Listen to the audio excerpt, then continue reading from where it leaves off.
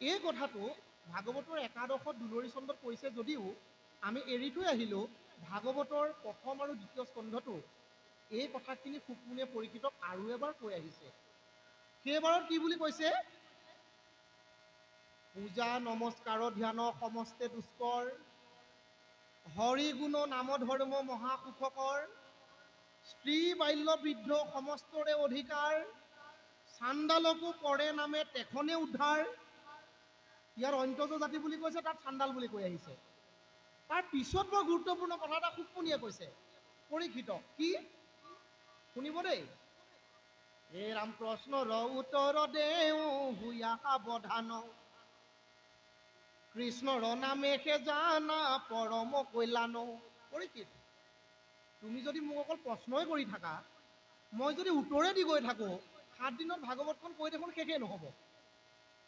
গতিকে তুমি যিমানখিনি প্ৰশ্ন এতিয়ালৈকে মোক কৰিলা আৰু অনাগত সময়ত তুমি যিমানখিনি প্ৰশ্ন মোক কৰিবা, সেই গোটেইখিনি প্ৰশ্নৰ কিন্তু এটাই উত্তৰ। পৰীক্ষিত আচৰিত হৈ গৈছে। প্ৰশ্ন মই যিমানখিনি কৰিলোঁ আৰু যিমানখিনি প্ৰশ্ন মই কৰিম, সেই গোটেই প্ৰশ্নখিনি কেনেকৈ এটা উত্তৰ হ'ব পাৰে? পৰীক্ষিত আচৰিত হৈ গৈছে। তেনেকুৱাতে সুকমুনিয়ে কৈছে, হে ৰাম প্ৰশ্নৰ উত্তৰ দেও হুয়া সাৱধান, কৃষ্ণৰ নামে সে জানা পৰম কল্যাণ। সকলোখিনি প্ৰশ্নৰ মাত্ৰ এটাই উত্তৰ, কৃষ্ণৰ নাম গুণানুকীৰ্তন শ্ৰৱণ আৰু কীৰ্তন। ইয়ে তোমাক একমাত্ৰ কল্যাণ সাধন কৰিব পাৰে। অকল কৃষ্ণৰ নামে যে কল্যাণ সাধন কৰিব সেইটো নহয়, নামৰ আৰু উপকাৰ আছে। সেই উপকাৰখিনি কি? কৃষ্ণৰ নামেহে জনা পৰম কল্যাণ। তাৰপিছত কি হ'ব পাৰে? হে ৰাম নাম সবে সাধে যাৰ যেন ভিলাস, জীৱা মুই খচাৱৈ বৈকুণ্ঠত দেন্ত বাস।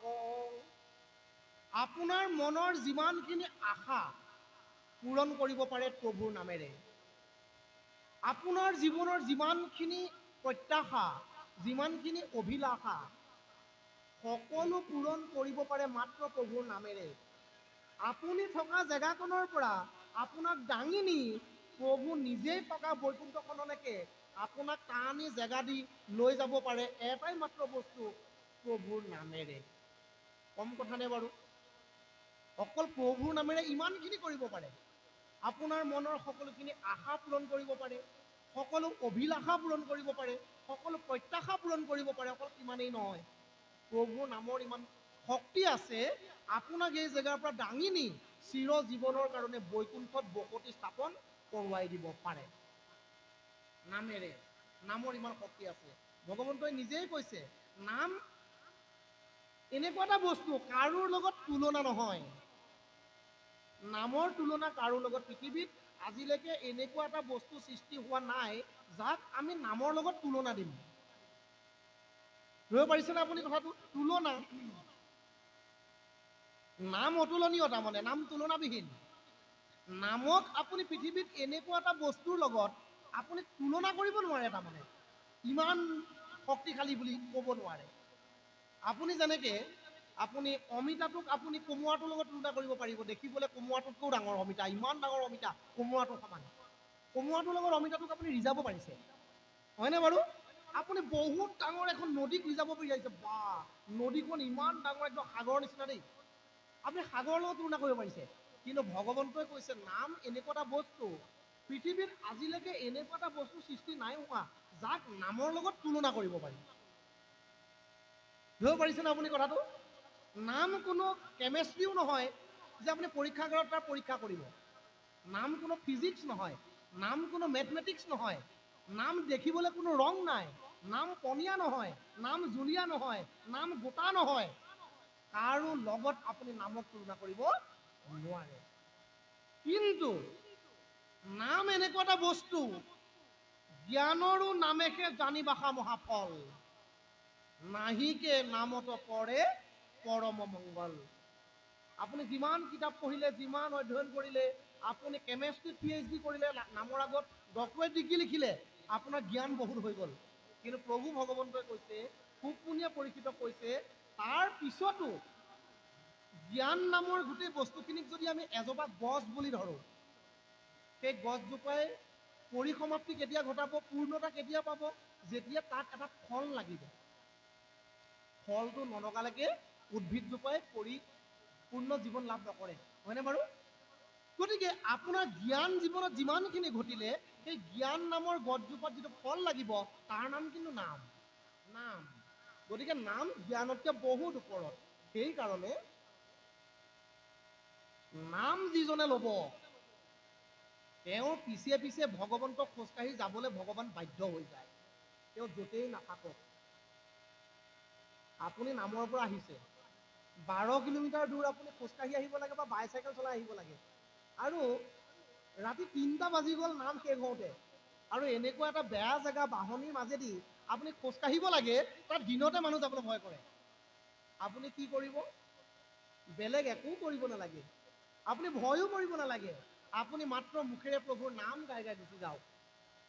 নামৰ ইমান শক্তি আছে, সেই জেগাকণ যিমানেই বেয়া জেগা নহওক কিয়, ৰাতি যিমান গভীৰ নহওক কিয়, সেই জেগাকণত যিমানেই বেয়া বস্তুৰ বসতিস্থল নহওক কিয়, নামৰ ইমান শক্তি আছে, আপোনাৰ একো হ'ব নোৱাৰে।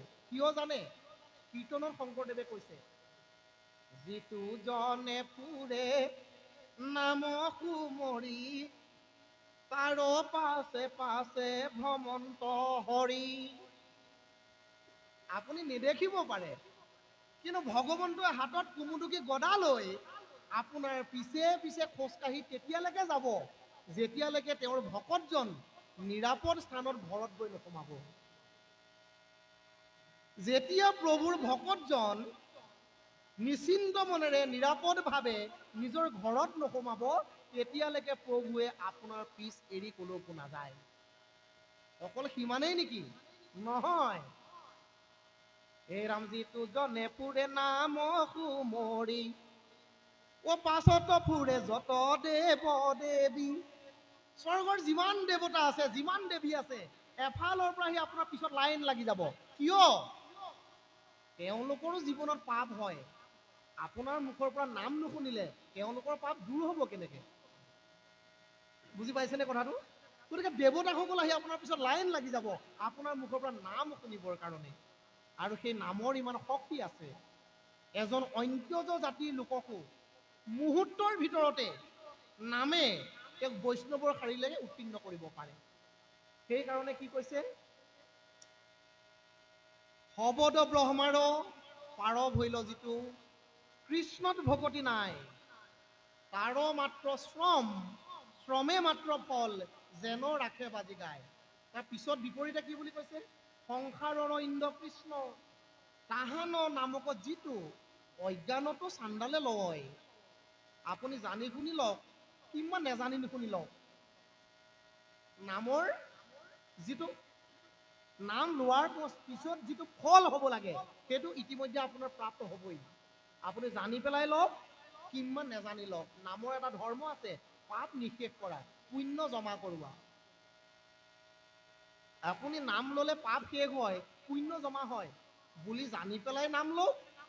আপুনি নাজানে, মাত্ৰ মুখেৰে প্ৰভুৰ নাম লওক, লাভ কিন্তু সমানেই হ'ব।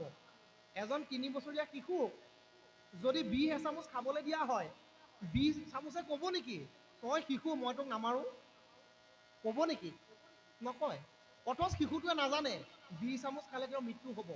তেওঁ জানিয়ে খাওক, কিংবা নেজানিয়ে খাওক, 20 গিলাচ খালে, এচামুচ 20 খালে শিশুটোৰ মৃত্যু যেনেদৰে নিশ্চিত, আপুনি জানিয়েই প্ৰভুৰ নাম লওক, কিংবা নেজানিয়েই প্ৰভুৰ নাম লওক, আপোনাৰ এই নামৰ 3টা লাভ অৱশ্যে আপোনাৰ লগত যোগ হ'বই।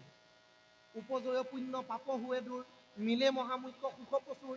এই যিকেইটা নামৰ লাভ, এই লাভকেইটা আপোনাৰ জীৱনত যোগ হ'বই। সেইকাৰণে আমি গুৰুত্ব দিব লাগে।